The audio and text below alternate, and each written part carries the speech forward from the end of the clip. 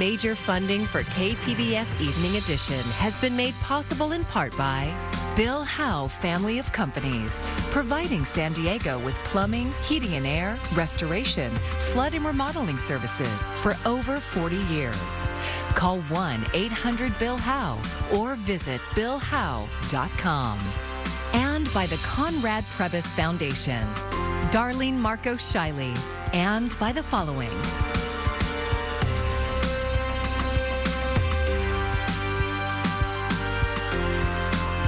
And by viewers like you. Thank you. Good evening. It's Tuesday, June 28th. Thank you for joining us. I'm Maya Trabulsi. Tens of thousands of families throughout California are facing a major fear in 3 days, and that is when rent relief eviction protections expire. And this afternoon, a rally was held outside San Diego City Hall to protest high rent across the county. KPBS reporter John Carroll is live downtown with more. John? Maya, it's relatively quiet here now outside the entrance to City Hall, but about 90 minutes ago, some advocates for, as they would say, fair housing were right here, making their voices and their demands loud and clear.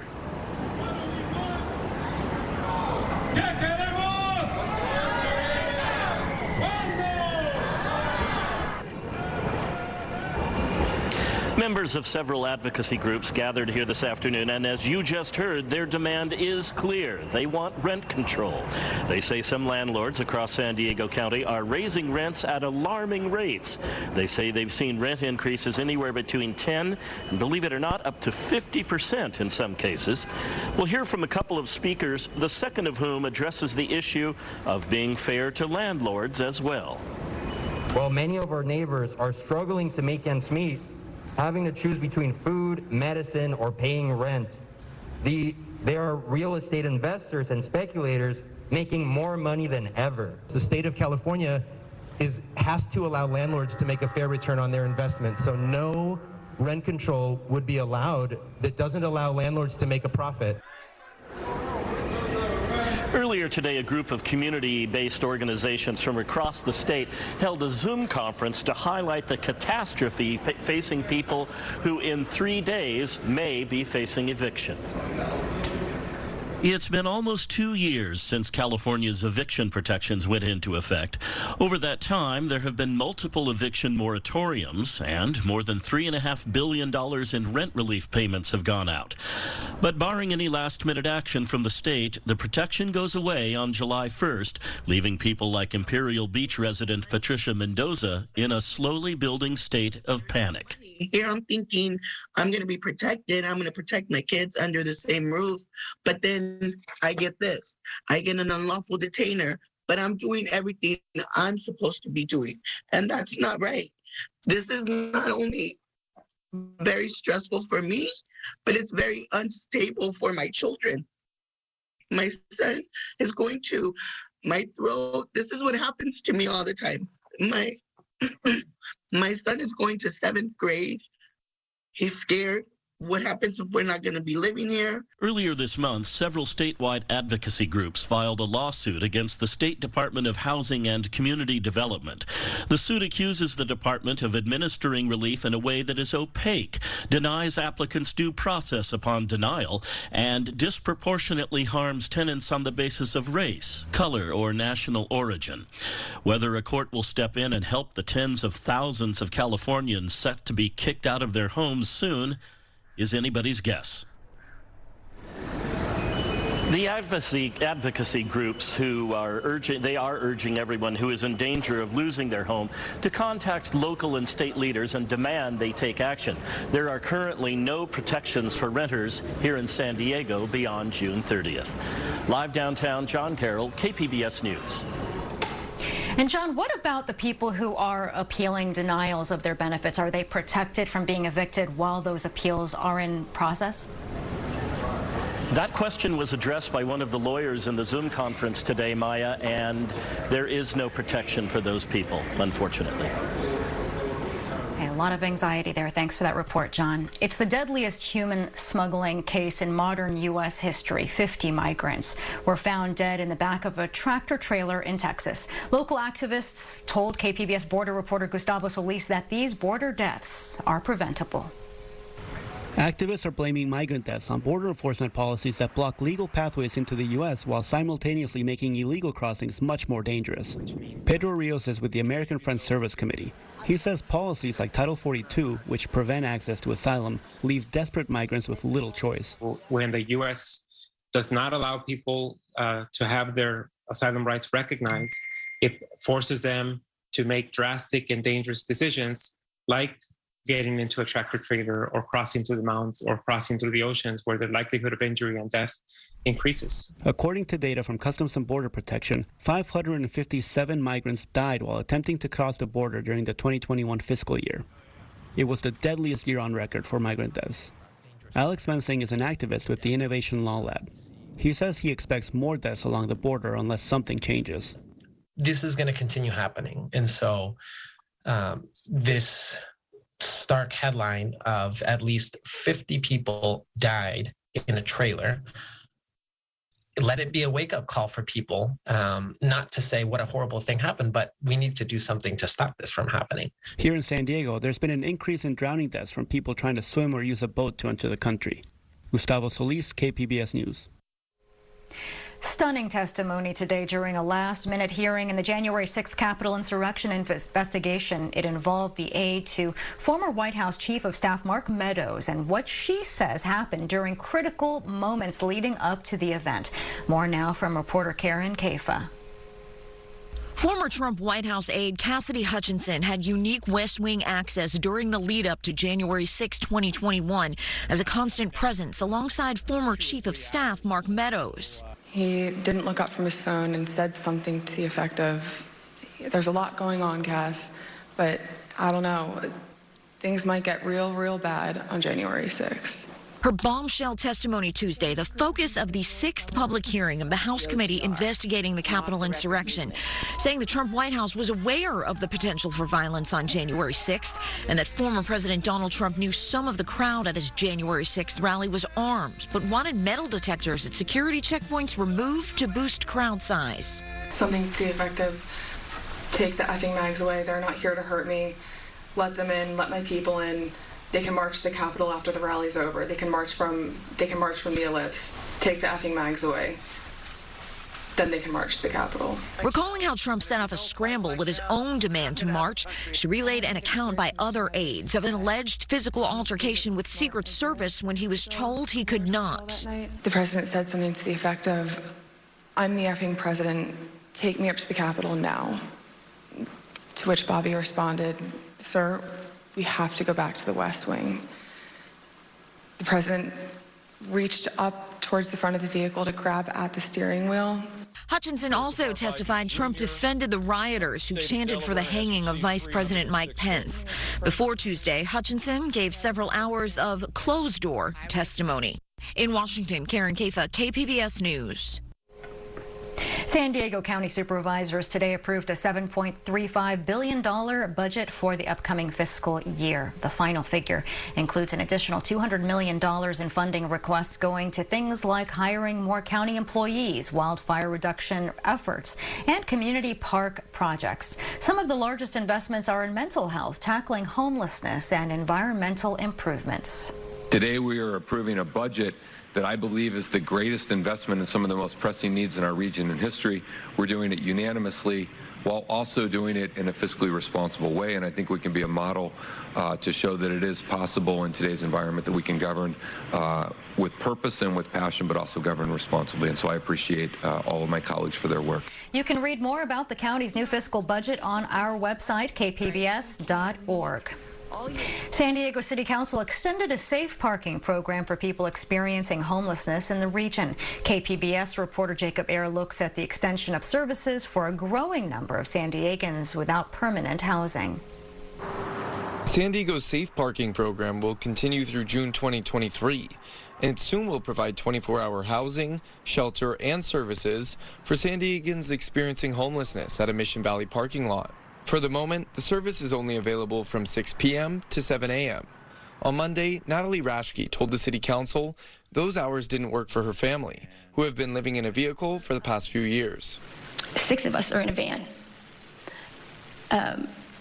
And that is more comfortable than going to some of the safe lots or shelters that the city has to offer. Council President Shawnee Rivera says there could be more safe parking lots opening in the near future after the council made an amendment following Rashke telling her family's story. What it guarantees is that there will be an assessment done to give us some options in terms of expanding the program into more parts of the city.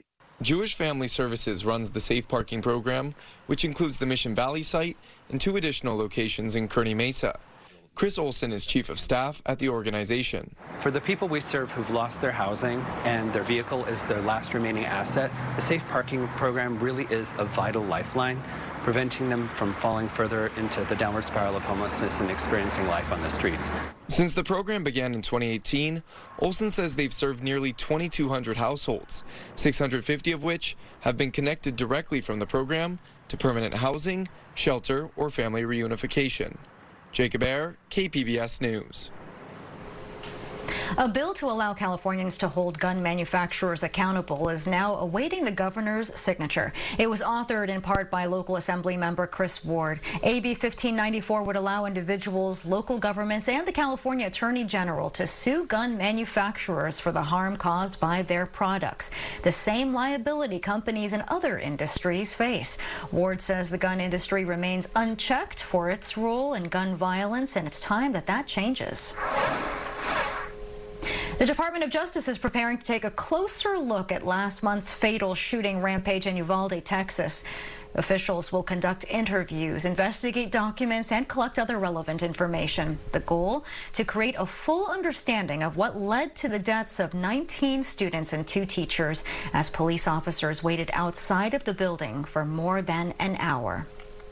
School boards make decisions that affect thousands of students, but until very recently, students didn't have a voice of their own on those boards. KPBS education reporter MG Perez is live at San Diego Unified headquarters, where students are about to get an even bigger voice than ever before. Maya, San Diego Unified's first ever student school board member has graduated. Tonight, board members are saying farewell to Zachary Patterson, who is off to Duke University in the fall. But at this hour here at the Ed Center, the board is welcoming 2 new student members who will follow in the path he created. The San Diego Unified School Board is back in its meeting room after governing virtually for most of the COVID crisis. Zachary Patterson was there for all of it. The now 19-year-old high school graduate helped create the student member position he's held for almost 2.5 years. We've had the climate strike. We've had protests against racial injustice. We've had protests calling out gun violence and recognizing massacres that are happening in our schools. And action has actually been taken. Zachary led the effort to expand student representation to 2 new members. 16-year-old Leah Nepomuceno is one of them. She's an incoming senior at Scripps Ranch High School with a clear agenda. Dismantling discriminatory grading policies, dismantling the school-to-prison pipeline, ensuring that students, regardless of their race, their gender, are not just treated equally but equitably within our school district. If I were to fill out a form, I would say that I'm Chinese Filipino, I'm a bisexual man, and I'm a student, but I'm more than that, right? 14-year-old Matthew Quitoriano is the other new member. He's an incoming 10th grader at San Diego High School. The school literally gets paid based on our attendance, based on us. The focus is on the students here, not the staff, not the administration. Well, they are important. It's on the students. Much like other regular elections, both those student members had to campaign for the job. That included a forum where they faced the public and questions. But in the end, they were both the top vote getters. Maya? Government Government advisors are recommending that some U.S. adults get a modified COVID-19 booster shot this fall, one that better matches more recent virus variants. If the Food and Drug Administration agrees, it will have to decide on the exact recipe change. Pfizer and Moderna tested shots updated against the Omicron mutation that surged last winter, but those shots are already somewhat outdated, with relatives of Omicron now the main threat. Advisors said they have no crystal ball for what might spread this fall. With last week's Supreme Court decision to overturn Roe v. Wade, today the U.S. Department of Health and Human Services announced a number of steps to protect access to reproductive health. JES will take steps to increase access to medication abortion. Federal law requires our programs to provide medication abortion in certain circumstances, such as the life of the woman, rape, or incest. Now, more than ever, it is imperative that all federally supported programs and services are complying with the law. HHS Secretary Becerra also said the department would work with its Office for Civil Rights to protect patient and provider privacy, examine the department's authority in protecting the clinical judgment of healthcare providers in treating pregnant patients, and work on training clinicians in family planning.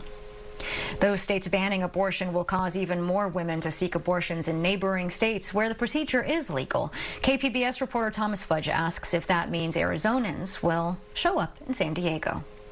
Arizona tourists show up in San Diego when it's hot in the summer and when they want to visit the beach. But now some will be coming to get a legal abortion. A study just came out from the Center on Reproductive Health Law and Policy at UCLA. It estimates that between 8,000 and 16,000 additional people will now travel to California each year for abortions. Dr. Tony Marengo, Chief Medical Officer for Planned Parenthood of the Pacific Northwest, spoke with KPBS's Midday Edition. She said the influx of out-of-state people seeking abortions here seems to have already begun. I can tell you we had a 100% week-over-week increase in number of abortions booked at our affiliate. So from the Friday before the SCOTUS decision to the day of the official SCOTUS decision on Friday, we had 100% more abortions booked across our affiliate. Not all patients from Arizona, but I think it was really a wake-up call. And I think patients in Arizona in particular weren't really sure what they were going to do. The Center for Reproductive Health Studies said that proximity is the primary determinant in where people go to have an abortion. Phoenix is only a 5-hour drive from San Diego. In Arizona, Planned Parenthood has stopped providing abortions for now, given the confusion around state law following the Supreme Court's decision. We are trying to unravel a tangled web of abortion restrictions and laws. Just as you mentioned, there are so many conflicting laws that are still on the books. And so right now we're kind of in a state of chaos in Arizona.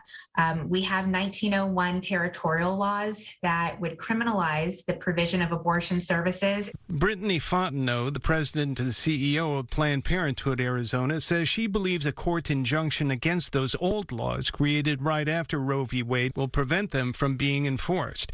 But a bill recently passed by the legislature and signed by the governor bans abortion after 15 weeks of pregnancy. Fontenot says she does expect Arizonans to travel to San Diego and the Imperial County for abortions, and she has been in touch with Planned Parenthood in San Diego. We have been working with Planned Parenthood of the Pacific Southwest that operates several health centers in the San Diego region, including El Centro, and making sure that they had the capacity at their sites to be able to support the influx of Arizonans and probably people from across the country who will be coming to them for care. Arizona is a purple state. Republicans control the governor's office and the state legislature, but only by slim margins. So Fontenot is telling supporters of abortion rights to get out and vote this year, especially in the governor's race.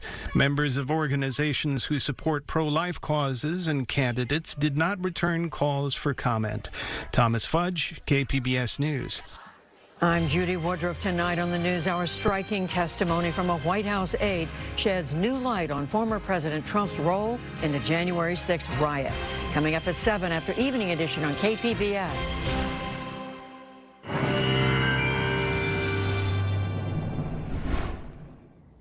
We have been in on a warming trend, and we still do have some heat advisories at play for the remainder of this evening. But if you were waiting for some cooler temperatures, I can tell you drying and cooling will begin tomorrow, and then that cooling trend, it lasts into the weekend, but the marine layer will thicken, so we will be dealing with some low clouds and some fog throughout those evening hours and into those early morning hours. I mentioned the heat advisories that we have just to the east of Newport Beach and Oceanside, and also well to the east of San Diego County. Those will expire around 8 p.m. local time for you tonight. And that means fog later on, and also the chance for some of those temperatures to only drop to the mid-60s. So it is going to be a rather warm evening, where more interior areas like Ramona, you'll have the chance to fall back to some 50s. Borrego Springs, you'll be pretty warm overnight, 83.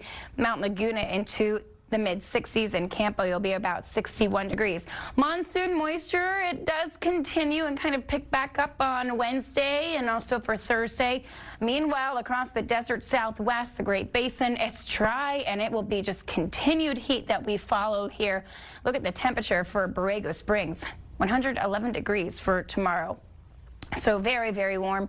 Mount Laguna 78, Campo 91, Chula Vista you'll be 77, and San Diego you'll be 76. So again, thick clouds into those early morning hours, kind of dissipating a little throughout the day and then returning as we head throughout the evening hours, once again more so for dinner time. I mentioned the cooling trend, and you can see that is very present across the coast, especially by Sunday. Your high will be 70 degrees with those temperatures at night into the 50s, and same can be found across the areas inland, where by next Sunday you'll be around 79. Even for the mountains, a nice little cooling trend. You'll be to the 70s throughout much of the next 5 days. And across the desert, it's still triple digits, but it's a little bit of a cooling trend for Thursday and Friday, even into Saturday and Sunday. For KPBS News, I'm meteorologist Michelle Rotella. A big box retailer is coming to the Westfield North County Fair Mall. Escondido City Council has approved leasing the former Sears building to Costco Wholesale. In the last couple of years, the shopping center has lost some of big names like Nordstrom's and Sears, leaving empty storefronts behind. Eric Bruvold with the San Diego North Economic Development Council says that the adoption of Costco is part of a pattern indoor malls everywhere are experiencing. We've seen this all over the country.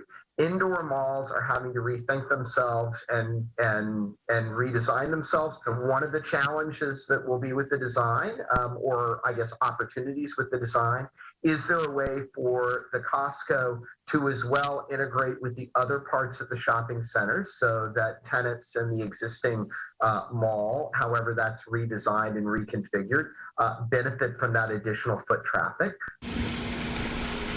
And Bruvold thinks the decision to adopt Costco will create short-term construction work, long-term employment opportunities, as well as generate sales tax revenue for the city of Escondido at a time when its budget faces a deficit. The 4th of July is always a big day for barbecues and for fun, but as you enjoy the holiday weekend, make sure that you take care of your pets who might not be as excited about it as you are. Britt Conway brings us some easy ways to make sure they stay safe and comfortable. If you're planning on hosting a backyard barbecue this 4th, or maybe you live in a neighborhood that's known for setting off fireworks, Best Friends Animal Society, a national animal welfare organization, has a few tips to keep your furry family members safe. First, make sure you bring your animals inside when those fireworks start going off. Put them in a secure room with some comforting toys. Maybe put on the TV or play some music to help drown out the sound from outside. Consider a thunder shirt. It applies gentle pressure around a pet's torso. It can help with anxiety and stress. And if you're going to give them medication, make sure it's prescribed by a vet and pay attention to the dosage. Do not play with things like sparklers around your pets. Not only could they get burned, they're toxic if ingested. Always keep alcohol and other harmful human foods out of reach of your pets. Before the festivities even begin, double check that your pet is wearing a collar and identification tags with your contact information in case they get out. And finally, if Fido does get out, make sure you have a plan in place that includes using social media and checking local shelters to find them. Being prepared this holiday weekend can go a long way in making sure everyone in your family has a good time. For today's Health Minute, I'm Britt Conway.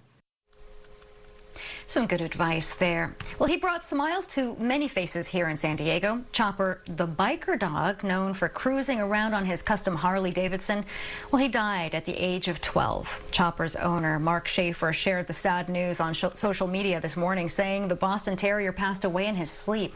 Schaefer says Chopper had been suffering from several health issues in the recent years. The local celebrity dog attended many events around San Diego and often visited people in hospitals, homeless shelters, or in hospice care. In the last days of Chopper's life, people in the community returned the favor and said their goodbyes. The Muppets are promoting vaccination against COVID for young kids. The nonprofit educational group behind Sesame Street released a PSA in which Elmo, who's 3.5 years old, has just gotten his vaccination. You were super duper today, getting your COVID vaccine, Elmo. Yeah, there was a little pinch, but it was okay. Elmo was really glad to have Daddy and baby David there with him. So brave, Elmo. Moderna and Pfizer's vaccines got emergency use approval in the U.S. this month for kids as young as 6 months old. A Sesame Workshop spokeswoman says they hope the PSA will inspire parents and caregivers to speak with their healthcare providers and learn about how the vaccines can keep young kids and their families healthy. Top Gun Maverick is the top-grossing movie of Tom Cruise's career. The film surpassed $1 billion in box office receipts over the weekend, and that's the first time a movie starring Cruise has done so in his more than 40-year career. It's also just the second movie to make that much money since the pandemic. Spider-Man: No Way Home, by the way, was the first. And you can find tonight's stories on our website, kpbs.org. Thanks so much for joining us. I'm Maya Trabulsi. Good night. Major funding for KPBS Evening Edition has been made possible in part by Bill Howe Family of Companies, providing San Diego with plumbing, heating and air, restoration, flood and remodeling services for over 40 years. Call 1-800-BILL-HOWE or visit billhowe.com. And by the Conrad Prebys Foundation, Darlene Marco Shiley. And by the following: